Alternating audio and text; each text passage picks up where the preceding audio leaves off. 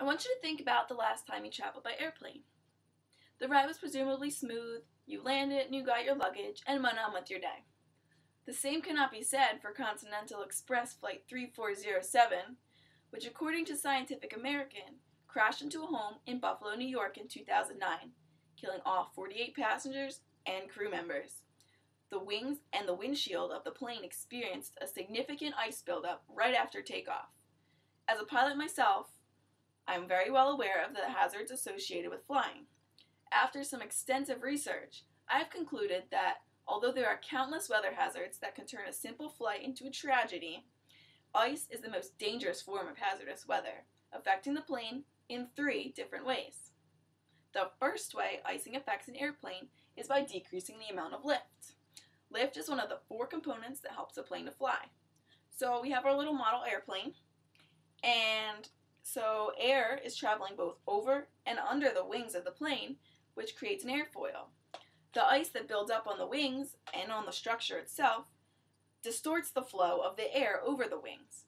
In fact, the AOPA Air Safety Foundation states that ice accumulations no thicker or rougher than a piece of coarse sandpaper can reduce lift by up to 30%. Wow. So let's say we covered all of this with just a little thin coating of sandpaper in the form of ice. Depending on the ice that's accumulated, the airfoil on which the air is traveling over and under the wings has completely changed shape.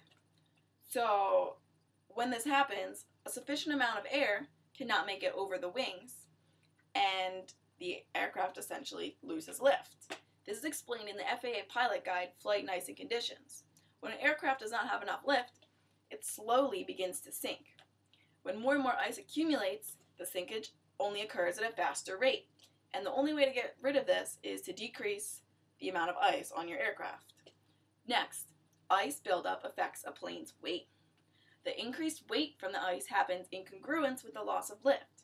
The two are seen as equal and opposite forces working on the aircraft. So, weight is the downward force that acts on the aircraft, while lift is the upward force.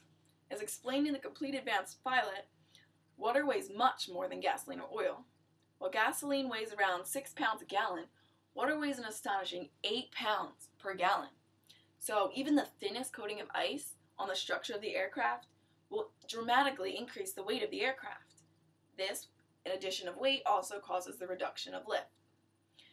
Third, and finally, the buildup of rime and mixed ice increases the amount of drag on an aircraft. These rime and mixed ice have a really rough texture and are just build up randomly throughout the wings. So the smooth ice goes over the wings and does not have much of an effect. See, there's another 2 forces that work on the aircraft to make it fly. You have thrust, which is your forward force, and drag, which is essentially your backwards force. Usually the 2 forces are, again, balanced, equal and opposite. However, the buildup of ice dramatically increases the amount of drag on an aircraft. So to compensate for this, most pilots just increase the thrust or the power and the flight goes on fine. In worst case scenarios, however, the increase in drag will be so great that the pilots do not have enough thrust and power to compensate for this. This means, well, what does this mean? When there's so much drag, the aircraft slows and slows until it stalls. When it stalls, the aircraft essentially falls out of the sky. Retired Chief of Maintenance for Berwyn Corporation, Rich Oliver, helped explain this process to me. He also emphasized that on smaller airplanes, ice management is a lot tougher than on large aircrafts, which you will be flying on. On the large aircraft carriers, they both have anti-ice and de-ice systems to provide you with the smoothest flight possible. To conclude, severe ice is extremely dangerous for aircraft. Icing affects the forces on the airplane by increasing the weight, decreasing the lift, and increasing the drag. Chances are, you're almost never going to find yourself in a position to experience the effects of icing on your aircraft. However, if you do, you've been warned. So, have a great day and safe travels.